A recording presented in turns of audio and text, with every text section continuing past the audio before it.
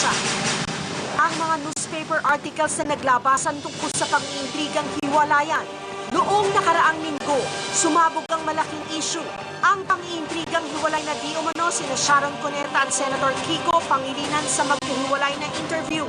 Parehong itinanggi ng megastar at ng senador ang kumakalat na balita. Di totoo yung naririnig na mga balita. Sa Hong Kong nga nagsishopping. Ano ba kayo?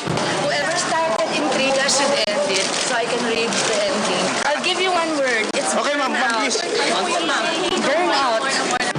Noong Martes, nagbigay ng pahayag si Casey Concepcion tungkol sa napabalitang hiwalayan di umano ng megastar at ng senador. Yung trip namin to Hong Kong was personal and wala naman po yatang issue. Siguro po, marami lang pong gustong manira, siguro, or siguro ano lang po, normal lang sa showbiz.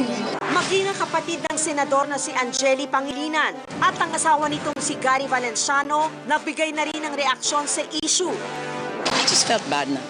Why do people report false things? Ay, hindi naman totoo eh. I think my sister-in-law would not have given a wonderful birthday celebration for my brother if there was something amiss. That whole issue, as a family, only came up once, and that's it. Talagang hindi.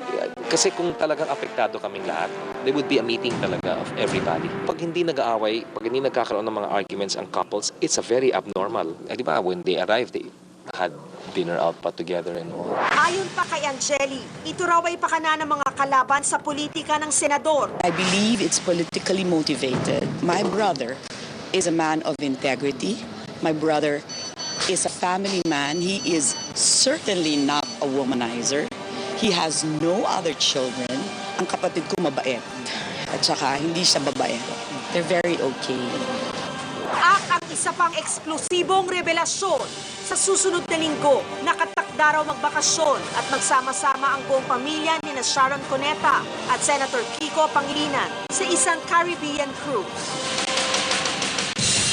Ano reaction mo, Tito Boy, kay Ate Shawi at kay Kiko? First time pa lamang na na-interview si Shawi, doon ako, sinasabi niya whoever started this story should create the ending because she wants to read the ending. Alam niyo po mga kaibigan, ay hindi ko nakakalimutan yung aking panayam kay Shawi isang beses nung sinabi niyang, you know, this is the age of technology. Kung totoo ang chismis, may nagpadala na sana ng litrato at nakikiusap siya, please. I mean, you know, kung meron kayong mga katibayan, ilabas niyo.